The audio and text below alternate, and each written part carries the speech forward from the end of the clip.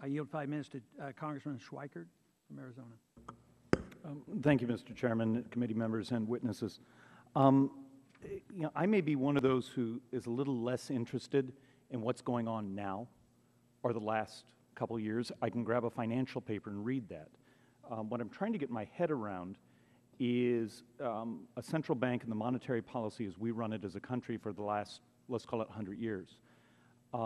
Does it exasperate the swings and therefore, in many ways, unemploy more people and make the troughs much deeper? For any of you, if someone like myself wanted to sit and read and get better educated, where in the literature do I find the best scholarly, fairest, and most detailed papers? Let's start from the left. Well, there are several treatises on the history of money and banking. One of them is authored by Richard Timberlake, who's taught economics at the University of Georgia for many years. He's retired now. There's another one by Murray Rothbard, A History of Money and Banking in the United States, and those are both very good books. And since you're a very busy member of Congress, that sounds like a tall order to begin with. The joy of being from Arizona, I got a 5-hour flight both ways. Okay, well, those are two books I would pick up. But also, this weekend, there's a conference at Wake Forest University under the title, The Fed Was a Mistake. And there's a professor from the University of Georgia named George Selgin who's giving a presentation based on an academic paper.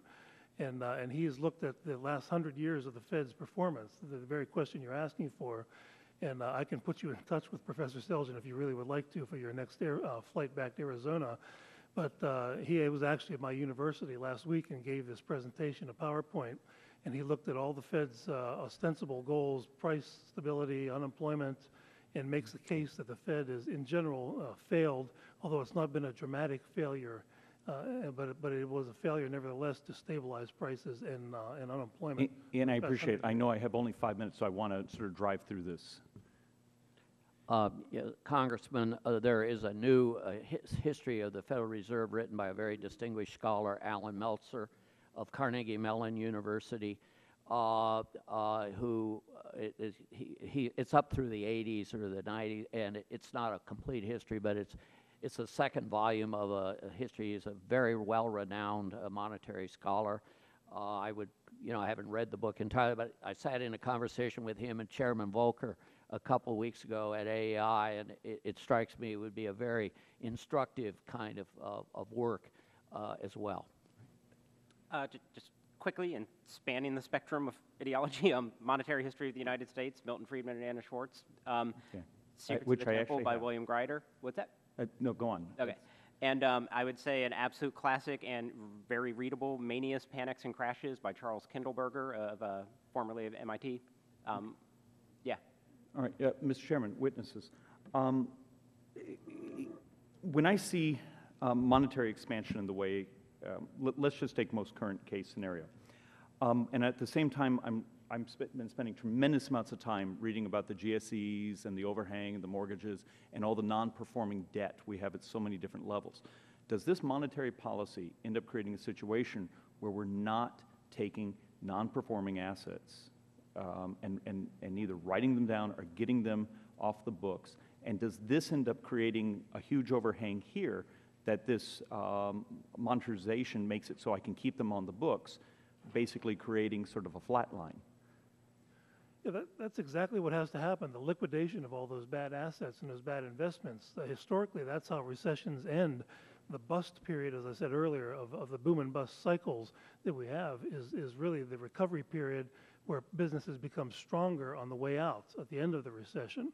And the Fed seems to have been doing everything it can to delay that process of the liquidation of these bad assets. And I think that's a very bad idea. I'm going to defer an answer on this because I think Tom is probably right. But I haven't studied the specifics of the non-performing assets for the last closely enough to make a Doctor? I don't think it's, I think it's true that some writing down of bad assets is going to be part of a good recovery. I have to say, though, I think the Fed's actions by avoiding deflation, outright falling prices, is actually going to make people climbing out of their debt burdens over the next 5-10 years easier. I mean, if you have a mortgage that's fixed at $150,000 and every other price in the economy starts plummeting around it, then all of a sudden your mortgage payment has just got a lot more onerous for you. And so I think by avoiding deflation, it's actually going to make the debt overhang less of an impediment to recovery in the next 5 to 10 years. Okay. Mr. Chairman, how much time do I have?